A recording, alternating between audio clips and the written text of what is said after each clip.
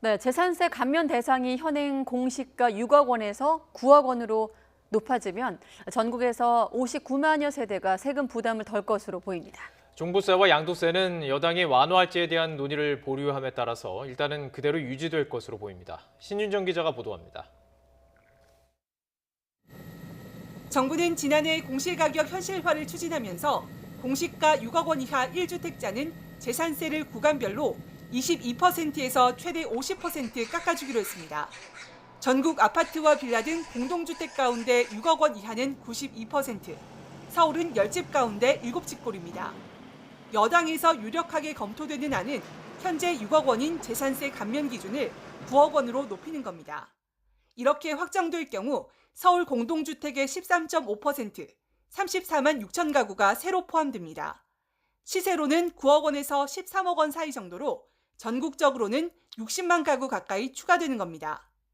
이 가운데 1주택자라면 재산세 감면 기준 상향으로 오는 7월과 9월 두 차례 나눠서 고지되는 재산세 부담이 다소 줄어들게 됐습니다.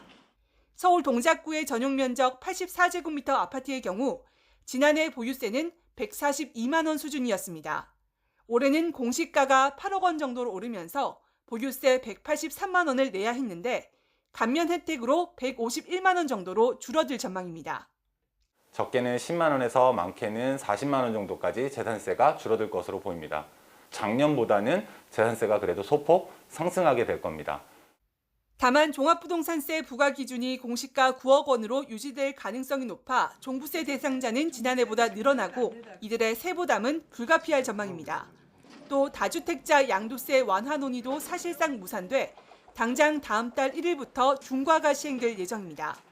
부동산 업계에서는 매물 잠김 현상이 심화하거나 똘똘한 한 채 선호 현상으로 강남 등 주요 지역 아파트값은 강세를 이어갈 것으로 보고 있습니다. 중과세 제도가 유지될 경우 6월부터 매물 잠김 현상이 심화되면서 상승 추세가 지속될 것으로 전망됩니다. 백가쟁명식으로 이어지던 부동산 세제 논의가 다소 싱겁게 마무리될 가능성이 큰 가운데 숨고르기 장세를 이어가고 있는 부동산 시장이 6월 이후 어떤 행보를 보일지 주목됩니다. YTN 신윤정입니다.